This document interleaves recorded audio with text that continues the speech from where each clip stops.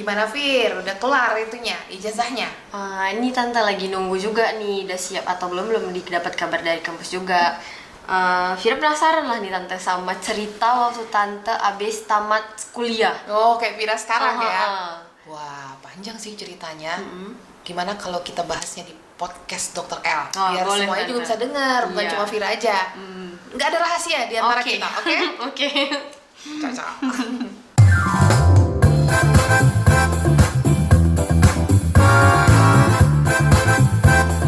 Rumah praktek dokter L.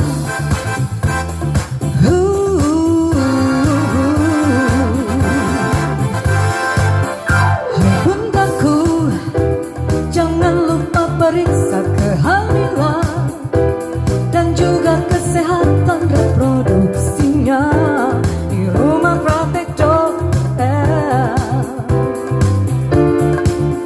Hai bundaku, jadilah bunda cerdas juga sehat, biar tambah ilmu, tambah keluarga di rumah praktek dokter L.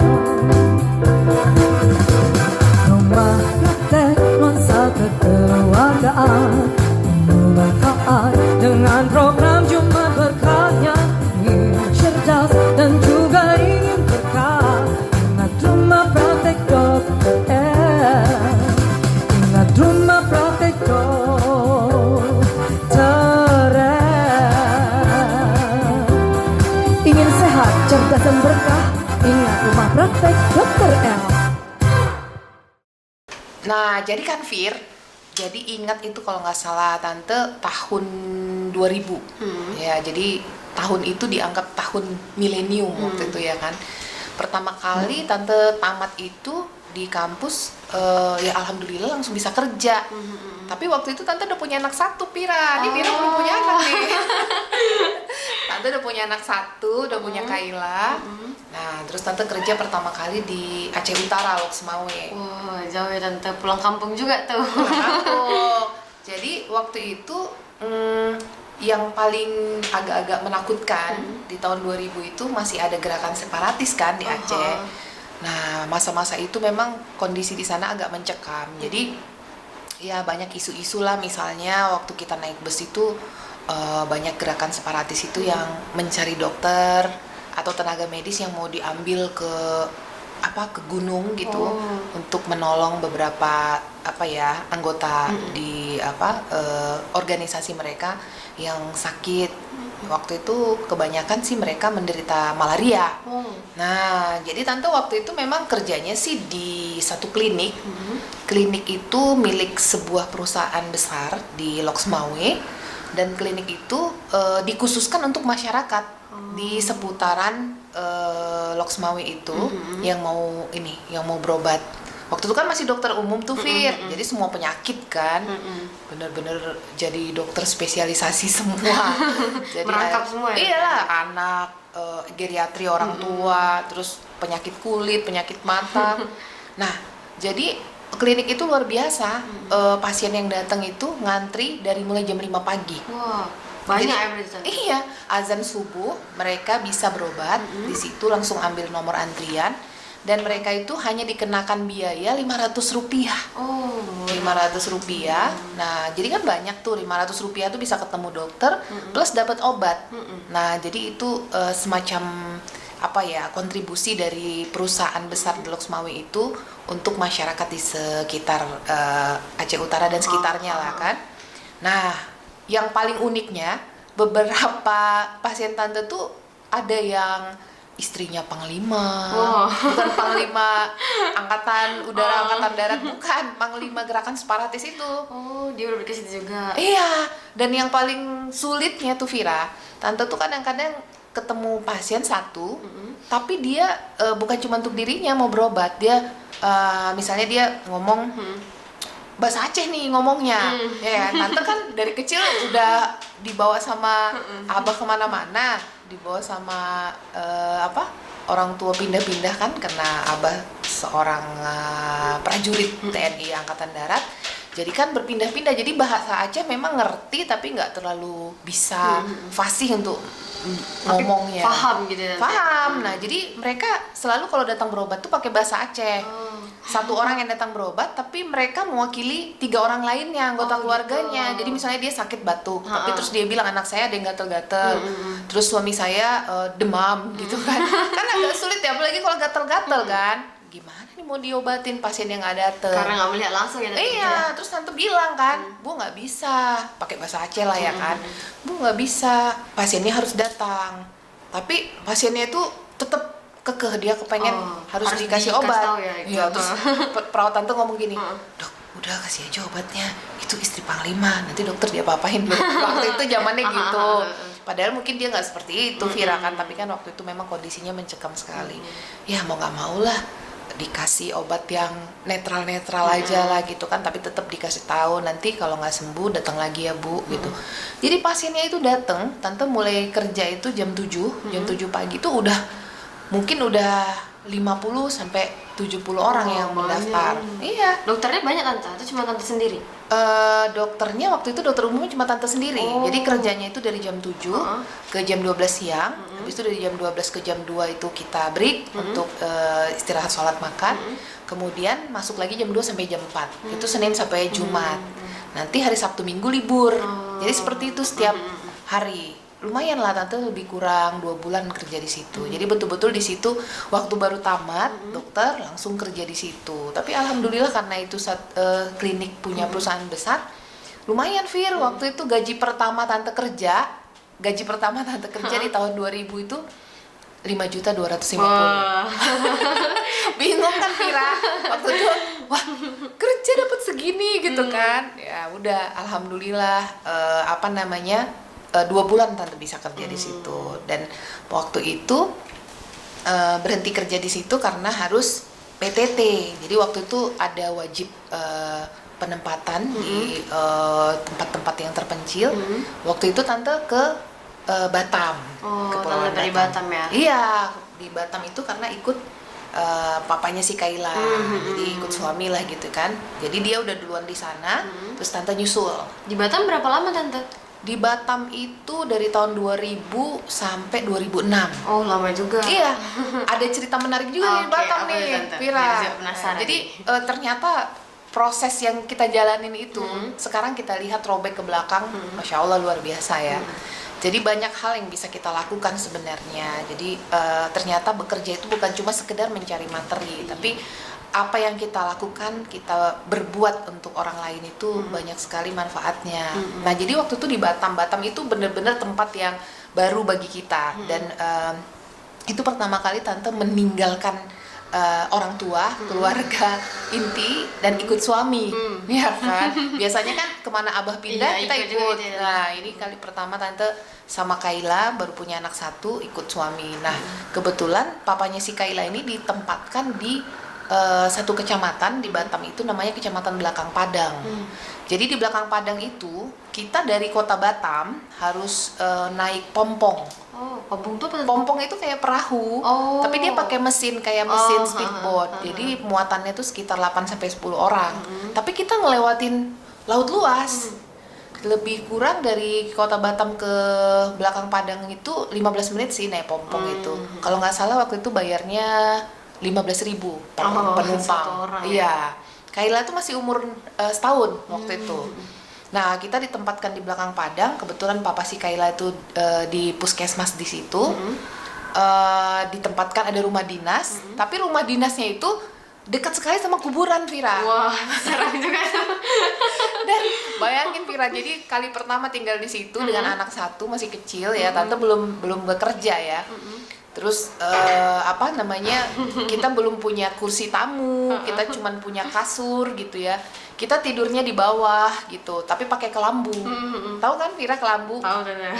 Iya, kalau sekarang kan udah pakai baygon ya. Kalau dulu di sana kita pakai kelambu karena Kepulauan Riau itu termasuk daerah yang rawan sekali malaria. Jadi kita pakai kelambu, kemudian kira-kira 10 meter dari rumah itu dekat sekali kuburan tempat pemakaman umum.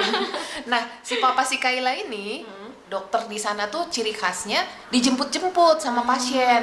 Jadi kalau pasien yang jemput. iya, jadi misalnya ada yang sakit nih orang tuanya, tiba-tiba malam mungkin kejang gitu ya, entah kena stroke atau apa. Mereka menjemput, datang ke rumah, gedor-gedor, Pak dokter. Nah, ya kalau dijemput itu kan bisa jam berapa aja Vira, jam 12, jam 1, jam 3. Nah kalau dia udah pergi, tinggallah tante sama si Kayla Berdua di rumah. Berdua, ya kan? Tinggal tante di situ, deg-degan ya.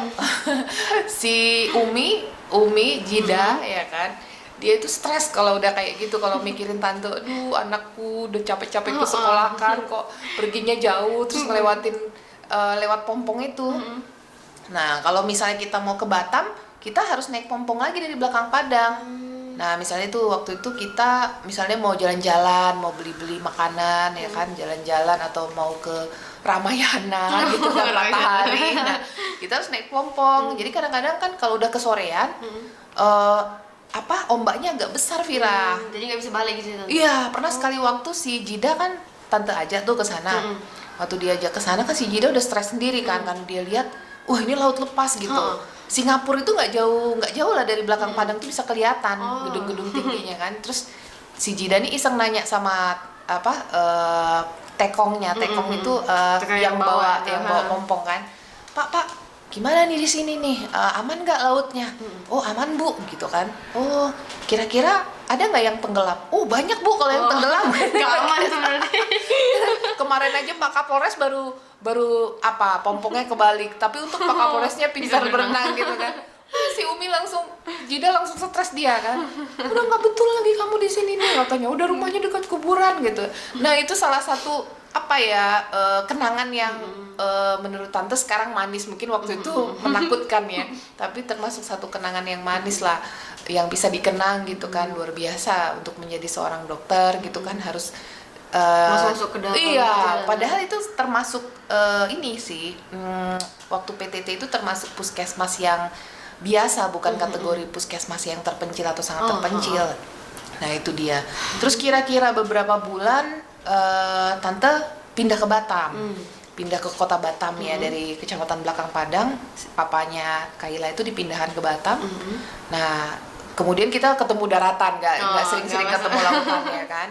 Ya pertama kali tante kerja waktu itu di satu klinik.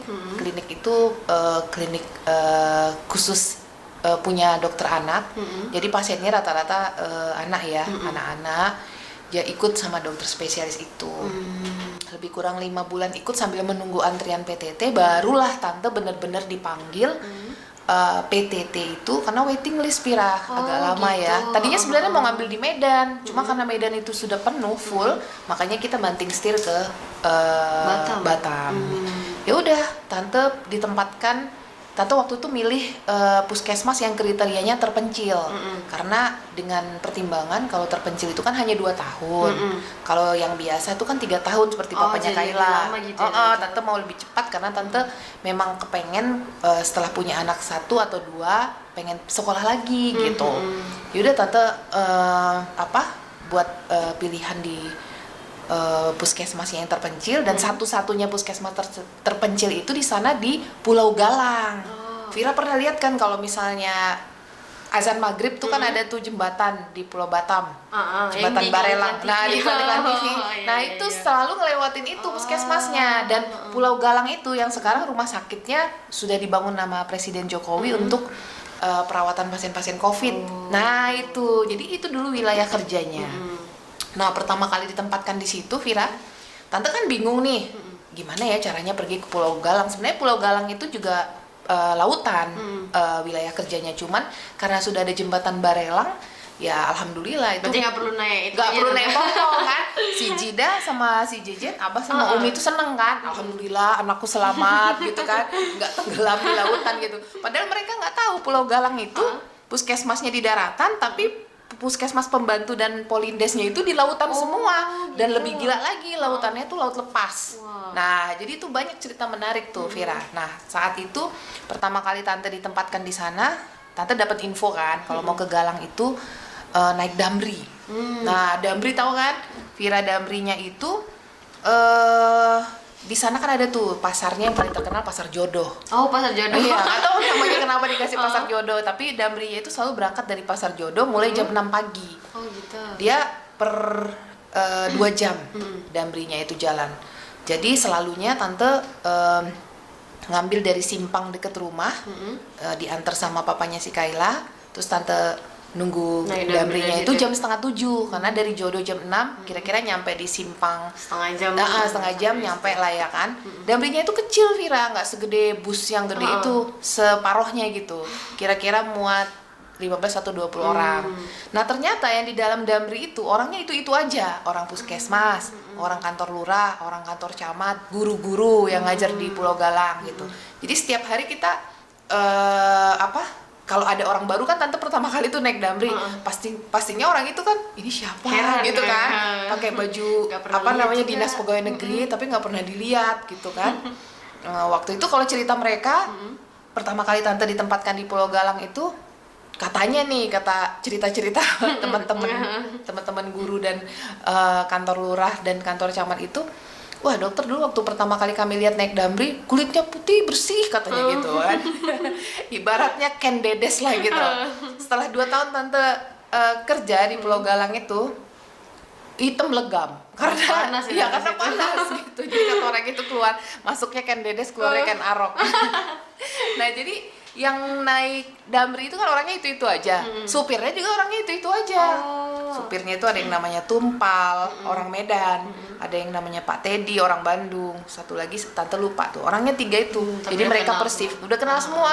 Jadi kalau kadang-kadang kalau mereka nyampe kita belum ada nunggu di situ, diteleponin, Bu dokter di mana? Kok belum nyampe? Ditungguin. Iya. Ya udah terakhir berkenalan lah ya, dan bener-bener lah setiap hari kita selalu bertemu dengan orang yang itu aja gitu. Jadi kalau satu orang di dalam Damri itu nggak ada, ya pasti jadi pertanyaan ya, bapak ini mana? Kok nggak ada gitu ya. Dan Damrinya itu alhamdulillah itu kan 15.000 tuh sekali berangkat, PP 30.000. Gaji dokter PTT waktu itu 1.700.000 Vira. Di terpencil. Itu pun keluarnya 3 bulan sekali Vira. Oh, bukan setiap bulan ya tante? Enggak. Kenapa gitu tante? Kenapa 3 bulan sekali? Ya nggak ngerti juga, mungkin amprah dari pusat dulu ke dinas kesehatan. Banyak ini ya, ya, jadi agak prosesnya lama jadi ya. lama Tapi sampai keluarnya langsung dirapel. Jadi dari 1.300.000 langsung kali 3 bulan Kali 3 gitu. bulan. Cuman ya kita harus pinter-pinter nabung. Ya kan? Ya udah, terus dengan biaya transportasi naik Damri tiap hari pulang pergi Galang itu lumayan kan Vira, satu hari 30.000 Senin sampai Jumat. Jadi 1 bulannya udah berapa tuh kan kalau nggak pinter-pinter nabung ya kan. Makanya Vira juga nanti kalau kerja harus bisa memanajemen keuangan. Nah ya udah, tapi ada cara lain ternyata. Bagi orang yang sering pakai Damri itu ada biaya per bulannya gitu. Jadi biayanya itu nggak dihitung 15.000 lah. Berarti lebih murah gitu. Lebih murah jadinya, PP-nya bisa 20.000. Kayak member ya. Iya, jadi kayak member. Iya. Member Seru Damri. kan? Pernah satu ketika Vira, waktu itu Damri itu mau jalan dan supirnya nggak ada. Ya entah sakit atau apa kendalanya, tante lupa gitu kan. Tapi kita semua harus berangkat ke puskesmas karena waktu itu ada pekan imunisasi nasional. Kalau dulu paling sering tuh bulan 12 Mei apa 12 Februari tuh pekan imunisasi nasional setiap tahun dicanangkan oleh pemerintah. Jadi bagaimana caranya kan, dari jodoh Damrinya ada, Damrinya bagus, tapi orang supirnya sudah nggak ngantri, ada. tapi supirnya nggak ada. Sementara nggak banyak yang bisa bawa mobil Damri itu Vira. Karena mobil Damri itu portionellingnya nggak di kaki, kan manual tuh, di dekat setiurnya. Ya, alhamdulillah tante bisa. Oh, jadi tante yang bawa. Jadi tante yang bawa pada hari itu. Jadi itu salah satu momen yang nggak bisa tante lupain, ya kan? Rasanya gimana gitu bisa ngendarain Damri itu kan pasti SIM-nya kan bukan SIM A atau SIM C, beda. SIM B kan? Nah itu dia. Jadi tante bawa dan itu menjadi cerita. Mungkin kalau misalnya pada waktu itu udah ada YouTube ya seperti sekarang Udah ini, viral, udah kan? viral gitu. Seorang dokter yang bertugas di puskesmas terpencil Bawa Damri. naik Damri terus jadi sopir gantiin Pak Tumpal dan Pak Teddy. Yaudah, terus itu satu momen. Satu momen lagi pernah hujan lebat. Saking udah seperti kekeluargaannya kita, setiap hari dengan supir pun kita deket sekali. Itu satu hari kita tuh pernah pulang hujannya tuh deras sekali, sehingga mungkin sopir Damri ini nggak sampai hati mau nurunin kita di simpang gitu kan. Akhirnya tante tuh diantarin sampai masuk ke komplek. Sampai orang yang di komplek tuh tercengang-cengang gitu nih, kok ada Damri masuk ke komplek perumahan gitu kan. Begitu turun terus dilihat dokternya tuh turun kan, ya Allah gitu. Dianterin khusus gitu loh Vira. Nggak usah Pak, nggak apa-apa Pak, nggak usah dianterin. Udah nggak apa-apa Bu Dokter, katanya gitu. Nanti kasihan Bu Dokter kehujanan. Kalau Bu Dokter sakit nanti kami gimana? Iya juga Tante, betul Bapak itu. Ya itu cerita-cerita seru lah. Nah jadi selama di Galang itu lebih kurang 2 tahun. Itu sebenarnya Pulau Galang itu, Vira, itu salah satu puskesmas yang sangat ditakutkan dokter-dokter PTT. Kenapa gitu Tante? Karena satu jauh ya. Terus listrik di situ kan cuman hidup dari jam 9 malam. Oh, ada jadwalnya. Iya, karena kan pakai genset. Jadi jam 9 malam sampai jam 6 pagi. Jadi kalau siang itu ya mati gitu. Jadi puskesmas harus punya genset sendiri. Nah, kemudian ya apa ya, karena dia tidak di kota gitu ya, orang semua berusaha menghindar. Tapi tante bikin bagaimana caranya ya aku selama bertugas PTT di sini tapi nyaman, happy dan nggak bikin suntuk gitu. Sehingga 2 tahun itu nggak terasa loh Vira. Jadi tante waktu itu selalu bikin program ya. Alhamdulillah waktu itu kan tante diamanahkan oleh kepala dinas jadi kepala puskesmas. Nah itu salah satu yang bikin bingung kan. Aduh gimana nih jadi kepala puskesmas, sementara kepala puskesmas itu kan semacam manajer ya gitu kan. Bukan hanya harus bisa mengobatin orang sakit tapi juga bisa mengepalai puskesmas, membuat suatu program, kemudian bagaimana mengantisipasi pegawai yang usianya tuh jauh lebih tua. Ada yang udah 40 tahun, ada yang udah 50 tahun gitu kan. Ada yang punya problem rumah tangga, mereka minta tante yang pecahkan gitu. Ya ampun, dalam hati tante, oh my god ini gimana gitu kan. Merangkap jadi. Iya, merangkap gitu kan. Yaudah akhirnya tante buatlah program. Ini gimana ya caranya biar gua selama 2 tahun kerja di sini nggak suntuk gitu kan, gue bisa bahagia, gue bisa seneng, dan semua pegawai gue juga senang gitu kan. Ya udah akhirnya tante bikinlah hari Senin misalnya programnya kita membuat pengobatan untuk usia lanjut. Hari Selasa khusus imunisasi. Nah hari Rabu nanti kita pergi. Jadi setiap hari Rabu tuh kami turun ke lapangan. Jadi tante mapping ada berapa pustu atau polindes. Nah terus kapan kita pergi nih? Kita gilir nih. Nah di sana kita melakukan pengobatan, bisa PHBS ya, perilaku hidup bersih sehat. Jadi ternyata banyak orang-orang di pulau itu yang belum ngerti sikat gigi, belum tahu bagaimana mandi gitu loh. Di tahun 2000. Di tahun 2000-an, iya. Masih ada orang yang masih ya. Makanya luar biasa, tante juga berpikir ya Allah ternyata banyak sekali yang harus kita lakukan supaya mereka bisa sama dengan kita, bisa cerdas, bisa sehat ya kan, bisa hidupnya bersih gitu. Ya udah jadinya kita dateng terus kita ajarin bawa sikat gigi, beli sikat gigi, beli odol, diajarin tuh kayak yang di TV-TV. Tante pikir kirain hal-hal seperti itu cuma ada di TV gitu. Kira juga Iya, saya baru tahu sekarang ada yang kayak gitu. Nah terus Vira ada yang lebih serunya nih. Jadi banyak sekali sih wilayah kerja puskesmas tante ya. Ada Pulau Raja, ada Pulau Petong, ada Pulau Sembur, ada Pulau Karas, banyak lah, dia kepulauan semua. Ada satu pulau namanya Sungai Dadap. Nah Sungai Dadap ini kita ngelewatin ke sana nggak lewat laut tapi rawa. Jadi lebih serem sebenarnya kan. Bisa aja ada buaya di situ. Tante nggak kepikiran sih waktu itu, cuman tante bikin kayak adventure aja gitu, kayak petualangan gitu. Ya udah tante, yuk kita pergi ke Sungai Dadap kan. Ada misalnya yang kepala puskesmas pembantunya ngelaporin kan, dok ini ada di Sungai Dadap ada beberapa kepala keluarga yang di situ giginya itu karang giginya luar biasa banyak. Jadi kita ajak dokter gigi. Kemudian kita kan laporin tuh ke kecamatan, Pak kita nanti mau datang nih ke sini. Terus mereka juga bilang, kami ikut Bu dari kecamatan mau ngajakin orang dari semacam KUA gitu ya karena ternyata dapat info tuh dari kelurahan situ bahwa di pulau itu tuh mereka tuh belum punya agama. Iya, sampai sebegitunya gitu loh. Mereka tuh belum tahu mau agama Islam kah, mau Kristen atau Buddha atau Hindu gitu kan. Nggak bisa milih. Nggak bisa milih. Jadi akhirnya ada beberapa yang diajarkan dan akhirnya diislamkan. Iya kan, seperti itu. Kemudian tapi yang anehnya itu mereka pada saat itu ya mungkin karena pengetahuannya yang kurang sudah menikah dan sudah punya keturunan gitu. Iya, jadi termasuk ya bareng-bareng lah sama kecamatan kita turun gitu. Nah, yang paling unik tuh ke Sungai Dadap itu, Vira, itu kalau misalnya kita mau datang ke sana kan harus naik perahu melewatin rawa.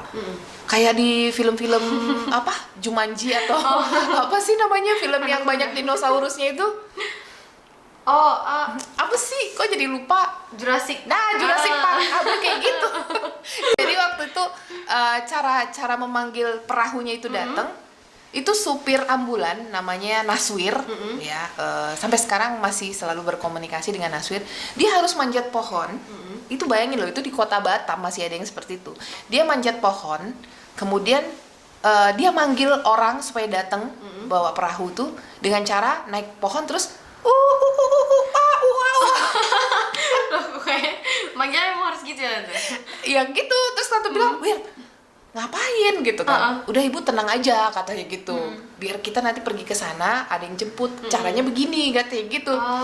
Tante ingat waktu itu tante udah punya handphone Nokia yang udah bisa video gitu. Cuman tante nggak tahu lagi tuh di mana videonya gitu kan. Itu tante videoin gitu sambil ngakak-ngakak gitu. Soalnya kan dia pakai AU gitu kayak serasa Tarzan kan. Dan betul, beberapa menit kemudian datang. Langsung datang tuh ada 2 atau 3 perahu gitu kan. Dung dung dung dung dung dung. Gitu. Ya udah datang. Datang dan menjemput kami dan akhirnya kami ketemu dengan beberapa kepala keluarga di situ dan bukan hanya sekali, rutin kami datang dengan satu tim lah dari kecamatan, dari kantor agamanya juga, dari BKKBN juga, dari kita puskesmas, ya udah membantu dan akhirnya mereka mengertilah tentang pola hidup sehat ya, sampai kita ajarin ini ventilasinya harus dibuka, kalau enggak nanti enggak bersih, sirkulasi udara yang enggak bagus, kemudian diajarin mandi, dikasih sabun, dikasih odol. Ya makanya tante pikir ya Allah kok masih ada ya begini. Itu di Indonesia loh. Gitu. Nah, jadi luar biasa, itu bener-bener jadi memori yang baik. Kayaknya kita harus sholat zuhur dulu nih, nanti kita sambung lagi ceritanya nih. Terlalu Masih panjang asik soalnya. nih, jadi Biar kelupaan waktu. Iya, itu kita sholat zuhur dulu ya. Oke, Tante. Oke.